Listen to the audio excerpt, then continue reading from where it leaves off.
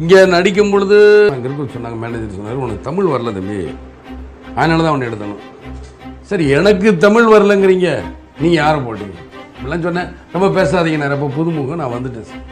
அதுக்கப்புறம் ஒரு பிடிவாத குணத்தில் இங்கே இருந்து எப்படியாவது சாதிக்கணும், இதை விடக்கூடாது, சினிமா என்னன்னு பார்க்கணும். அப்போ எல்லாரும் பார்த்தா என்னை வந்து துச்சமாக தூக்கிடுவாங்க. அதான் கருப்பாக எதுக்காக நீ வர, கருப்பாக இருக்க, ஏற்கனவே ஒரு ஆள் இருக்காரு, இப்படி எல்லாருமே பேசுவாங்க. பல ஏச்சுக்களுக்கும் பேச்சுக்களுக்கும் ஆளாகி என்னுடைய மனசு வந்து என்ன கல்ல இறுகி போச்சு. அகல் விளக்குக்கு அப்புறம் ஒரு படத்தில் நடிக்கும்போது என்னை சாப்பிட கை வைக்கும்போது கதாநாயகி வந்துட்டாங்க, வாங்க நாங்கள் மார்க்கெட் சாப்பிட கூட விட மாட்டேங்கிறாங்களே.